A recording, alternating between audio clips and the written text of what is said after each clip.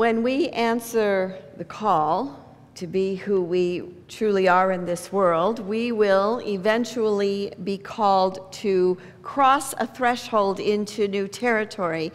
We will be called to cross a threshold into uncharted waters where we have never been before. Whether it be being a new parent or moving to a new city or starting a new job, there's all these uncharted territories that we begin to push out into as we express more and more of who we are. And in the hero's journey, when we cross the threshold into new territory, we are generally met by a guide. And that guide can take the form of a mentor, a teacher, a coach, a therapist, or a friend. Now also, sometimes our teachers and coaches and guides don't show up in physical form. We receive helpers and guides from the unseen realm in the form of the voice of God, in the form of angels, in the form of divine guidance. And we have been looking at all the different ways that we can listen to the voice of Spirit, and that is through our intuition, through our dreams, and through experiences of synchronicity. I have been asking for your stories about synchronicity, and I actually have two to share this morning that are quite amazing from members of our own community. And the first one is from Christina Sarver. I met with her this week, and she said that during the white stone ceremony that we have in January, where we're calling in our intention for the year, she wrote the word harp, because she wanted to learn how to play the harp. And so she has a harp, she's taking harp lessons, and she's playing her harp, and she said what started to come through her were songs of devotion to Mary, to Mother Mary. And she said, you know, she kept writing songs to Mary, and she'd spend hours singing to Mary, and just feeling this devotion to Mary, and particularly the compassionate heart that Mary is, that became a strong symbol for her. And so she ended up somehow getting a necklace with the symbol of the heart on it, and then continued in her singing and not really knowing, you know, it felt good, it's great, but who knows why. And then she said she went to work one day, and there was a woman standing there waiting to meet her, somebody that she'd seen but didn't really know, and she said, I have a gift for you. And she said, she says, I've been waiting for you and I want to give you this. And she said, well, okay. And she puts in her hand the heart of Mary, the compassionate heart of Mary in bronze. And it was the same one that she had around her neck. And the woman looked at her and said, you know, you're not the only one who's intuitive. And she said, thank you. And the woman started to leave, and she said, excuse me, but what is your name? And she said, my name is Mary. So we look at that, it's like, okay, that's a synchronistic event. What does that mean? And I think that, you know, she's been writing these songs to Mary. She's been in devotion. She's been singing and probably wondering, what is she doing, yeah? And then all of a sudden from the outer world, here comes a confirmation of that pursuit of Mary and the devotion and the open heart. And we're going to be looking at the form of the compassionate open heart. So one of the things I believe that happens when we have synchronistic events is they're not limited to ourselves. They're for the good of the whole. And so it was no accident that she told me this story this week once I had already decided to talk about listening as a form of loving and compassion. But I have another synchronistic story that was told to me in between services by Frank and Holly Kemery, who always sit in the second, third row.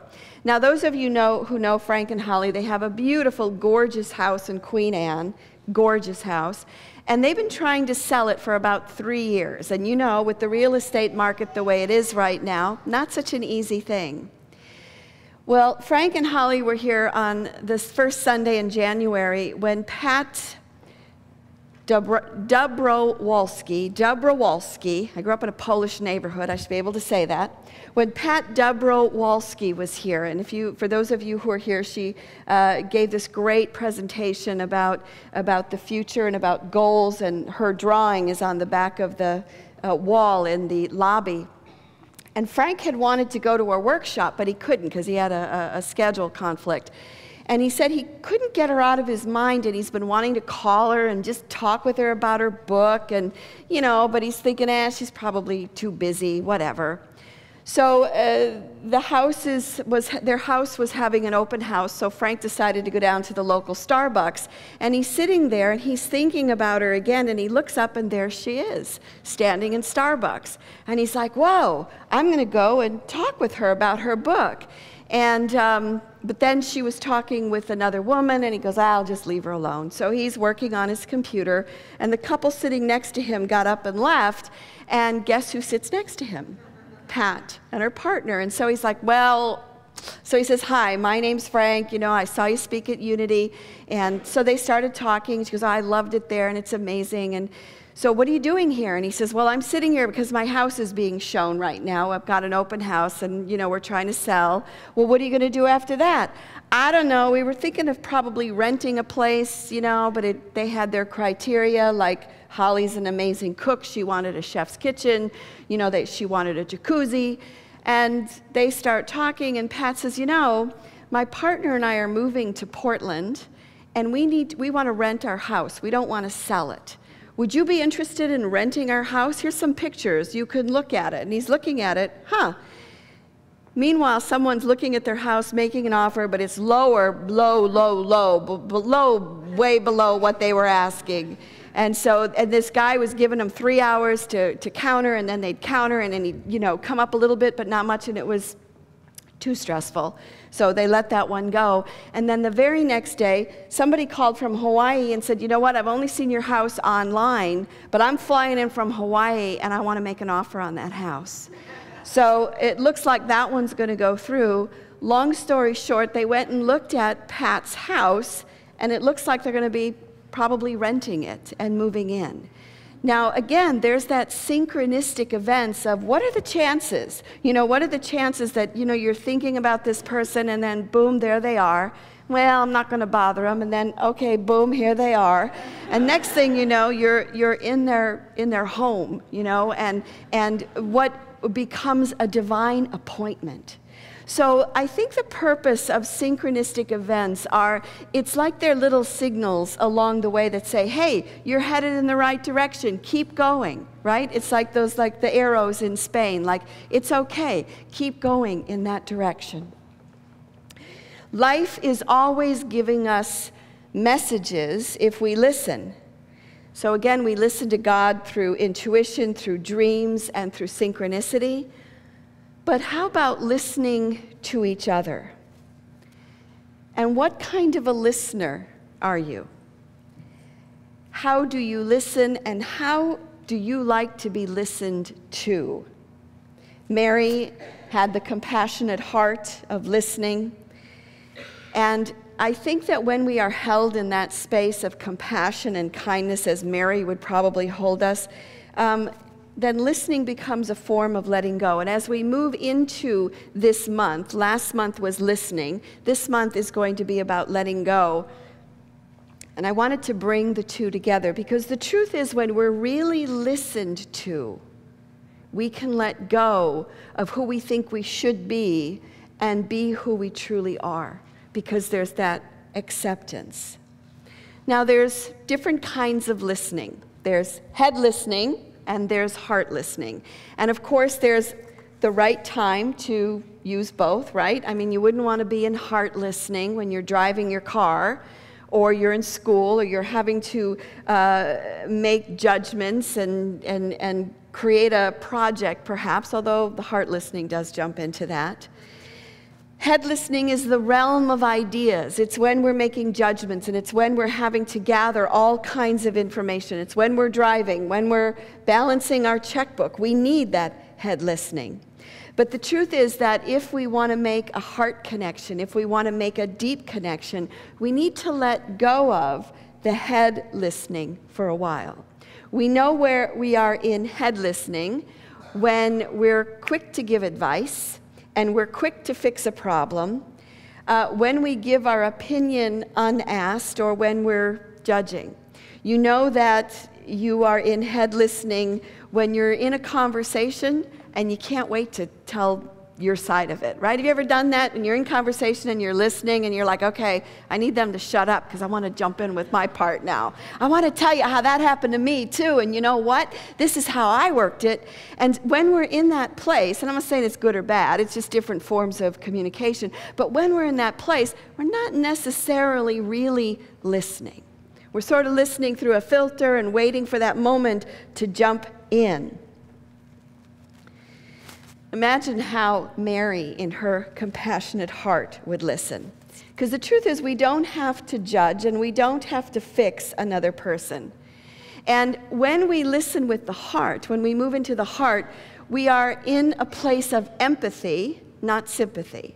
Now, the difference between empathy and sympathy is sympathy says, oh, you poor thing, I feel so bad for you. God, that's just horrible. You must feel terrible. Whereas empathy is simply being and holding the space and being present. Empathy becomes an act of witnessing, a place of being where I don't have to fix, I don't have to do anything. And the truth is, it's hard to do, isn't it? Because when our friends come to us or our family members come to us and they're in pain, what do you want to do? You want to fix it, right? You want to make them feel better. You want to get it all nice and tied up in a bow and go, yeah, we're just great here. But the truth is, when someone's in pain, when someone's confused, trying to make a decision, probably the best we can do is hold that space. Isn't that what you would want for yourself? I mean, the truth is, in Unity, we say that we behold the Christ. I behold the Christ in you. And one of the ways that we behold the Christ in each other is by trusting that the Spirit of God is within each one of us. And if the Spirit of God is within each one of us, then the answers are right here. The answers are right there. And by listening, this space is created for the Spirit of God that's within to reveal the answer, to make clear the steps that are next. How many times have you discovered the answer to a problem by simply having someone listen to you? Yeah? Just being held in that place. When we are listened to, we can more easily discover who we're called to be. And when we're willing to let go and listen, then we are open to being more vulnerable. Brene Brown will be here next month. And one of the things that she speaks about is that what people really want in life is to be connected. They really want to feel connected. But in order to be connected, it means that we need to be willing to be deeply seen. And to be deeply seen means to be vulnerable. To love, not knowing whether it's going to be returned or not, but to be seen and to be vulnerable. And that's what is created when we listen with a compassionate heart. We're seeing into the soul and the spirit. So we let go, in the listening, we can let go of who we think we should be into who we really are. So what if you're alone?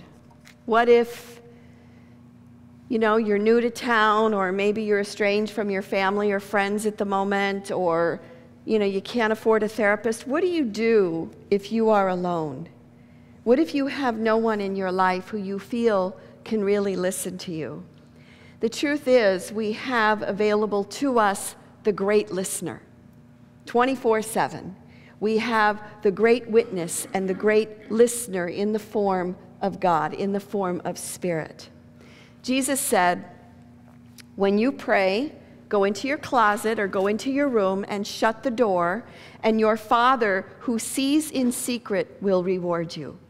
He's teaching us how to pray. Now, the truth is, he also taught us to pray in other ways by sharing with us the Lord's Prayer. In Unity, we learn our affirmative prayer. Every religion has its own form of prayer, and that's all well and good. It's important and it's great to know how to pray those prayers, but the truth is, sometimes the real prayer is just saying, God, This is what's going on in my life right now. I'm not sure what to do, not sure where to go. When you pray, go into your closet and shut the door. And your Father who sees in secret will reward you. And your Father knows what you need even before you ask. Growing up in Chicago, I had the gift of having Lake Michigan available to me. I didn't live far from the lake. And when I was particularly confused, didn't know what to do, didn't know which way to go next, I would just go down to the lake and I'd start walking. And I'd start walking and talking to God. Now, the cool thing about the Chicago is it's really windy, so people can't hear that you're talking to yourself necessarily. Between the waves and the wind, nobody can really hear it.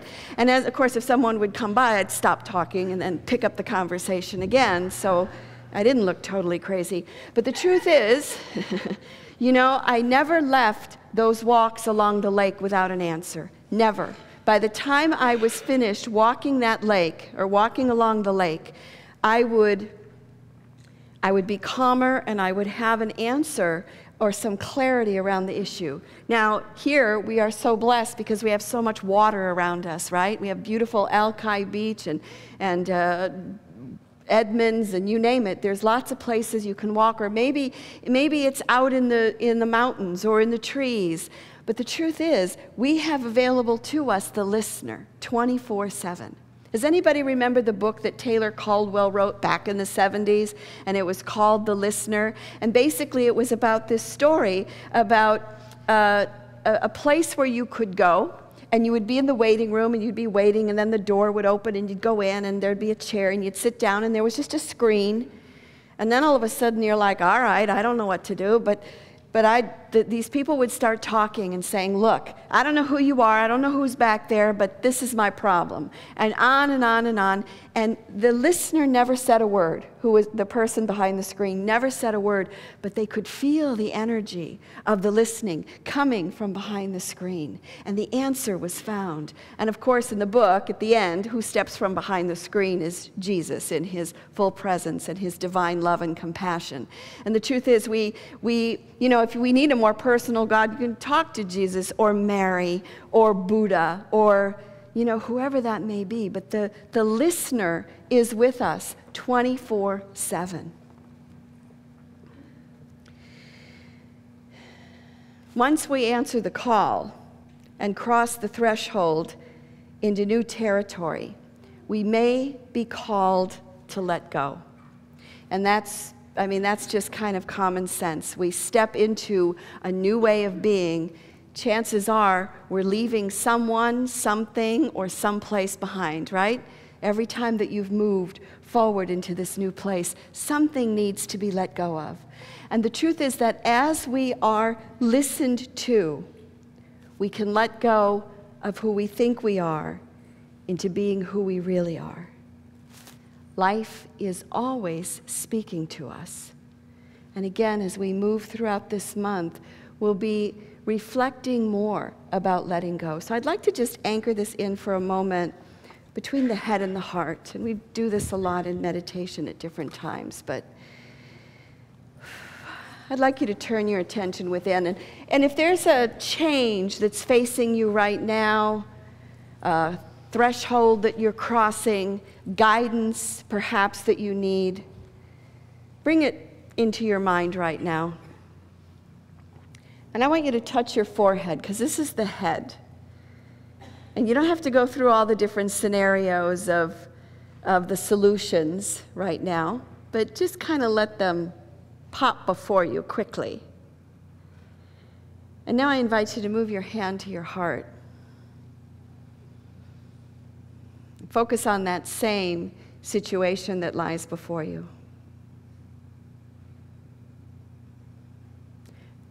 Creating space around it.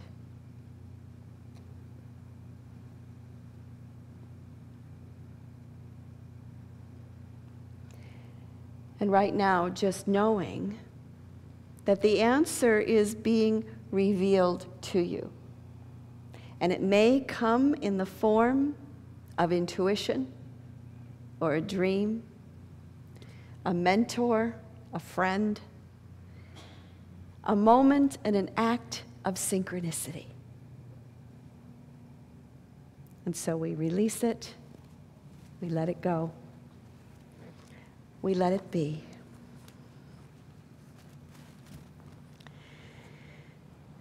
We let go of who we think we need to be